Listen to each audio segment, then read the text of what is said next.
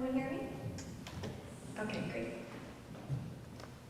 I don't believe in education in the traditional sense, but education as an enlightening experience, absolutely. And that aligns with my view that anything can potentially facilitate the revelation of knowledge alongside critical reflection. I want to key in on this idea of anything as a facilitator. Today, I want to share how the unknown and nature were key facilitators for me, and I'll use my experiences in India and background in global health to explain.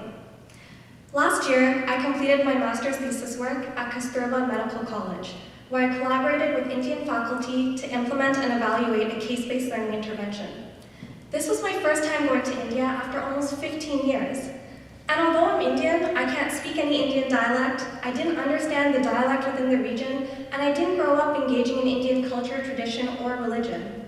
India was unknown to me. But in 3 months, I learned a very important lesson that I could not have possibly learned from a known place. Western educational theories cannot simply be exported to another context.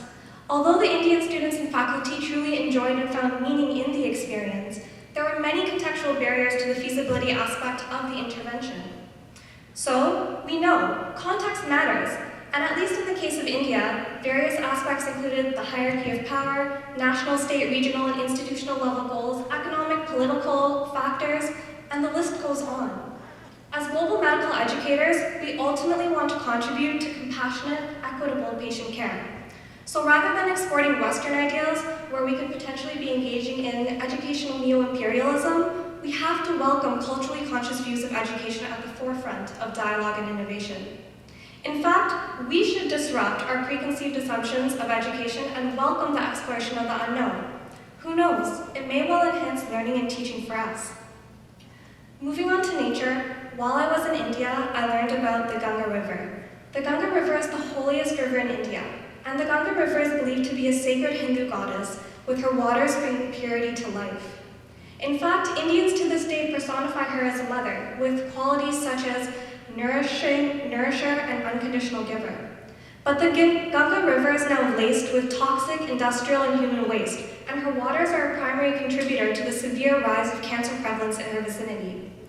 In efforts to restore her health, the Uttarakhand Indian High Court in March this year gave the Ganga River and her main tributary, the Yamuna River, the status of a living entity, meaning she now has the same legal rights as a human being. Reflecting on this, I realized that perhaps there's a lesson for us here. The Ganga River was only given rights because she became detrimental, a reactive solution rather than a proactive one, but even so, why do some believe that providing rights won't create better solutions? The problem is the process in arriving at the solutions. The Ganga River teaches us that she cannot simply be used for her resources and then managed with insufficient insight into her being. To truly restore her health, we have to understand and engage with her complex, diversely linked ecological system before offering a solution. Similarly, we cannot simply go into a low-middle income country, use their resources or use them for data collection and then manage their challenges from arm's length away. We have to ensure that our low-middle income collaborators are equal partners to promote capacity building, sustainability, and meaningful contextual solutions.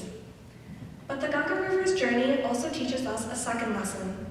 For centuries, she has flowed as a silent witness to all, voiceless to help herself though.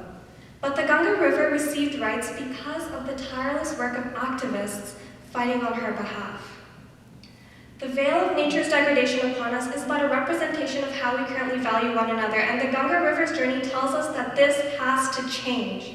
We should not be idle to the injustice of rights being disregarded to our voiceless or are ignored within and across boundaries. If we have a voice, we have a moral obligation to use it. If we can use our voice in the face of degradation to save a river, we can certainly use our voice in the face of inequity to help support our neighbors. And that brings me to my final thoughts. Education doesn't have to happen in the traditional sense, by a professor at an institution. Look around you and experience everything around you. Anything can be a facilitator of learning. If we see ourselves as self-reflective, lifelong learners in every situation, then we're not bound or limited to education in the classroom. And I think that's a truly enlightening way to live and learn. Thank you.